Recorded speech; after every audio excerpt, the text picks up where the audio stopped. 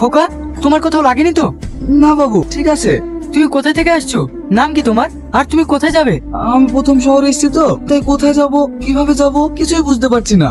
এই ঠিকানাটা কই দেখি। এটা তো আমার কার, আমারই ঠিকানা। তার মানে ইয়াসিন তোমাকে পাঠিয়েছে?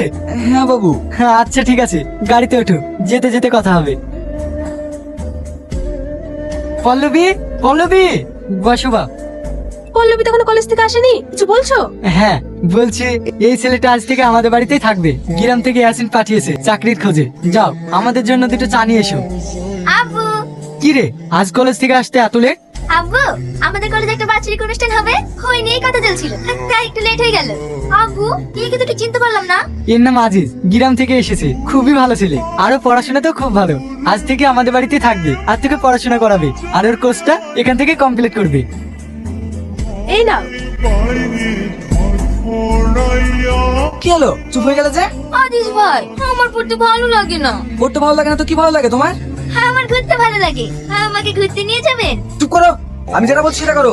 আচ্ছা ভাই, আপনি কোনোদিন প্রেম করেছেন? কি সব আবল তাবল বকছো? আরে, আপনি রাগ করছেন কেন?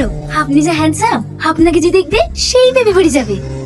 চলেন ভাই, আজ আমার পড়তে ভালো লাগছে না, আজ আমরা কোথা থেকে ঘুরে আসি। তোমার মন গেলে তুমি একা যাও, আমি কোথাও যাবো না। আপনি যাবেন না? দেখাচ্ছি মজা। মা, মা, হ্যাঁ বল। মা, আমি বলেছিলাম না শপিং এ যাবো, কার সাথে যাবো? তোর আব্বা বাড়ি আসুক, তারপরে তোকে নিয়ে যাবে। না, আমি এক্ষুনি যাবো। আজিজ ভাইকে একটু বলো না নিয়ে যেতে।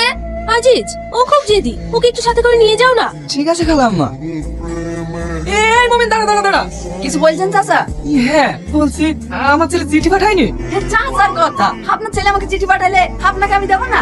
জানিস মমিন, ওর যাওয়া অনেকদিন হয়ে গেল, কোথায় আছে কেমন আছে কিচ্ছু জানি না। আমার ছেলে চিঠি পাঠালে ও অবশ্যই আমাকে দিস, তুই যেন আবার ভুলে যাস না। ঠিক আছে চাচা, তোমার ছেলে চিঠি পাঠালে তোমার বাড়ি থেকে দিয়ে আসবো। আমার আবার দেরি হয়ে যাচ্ছে, আমি আসছি।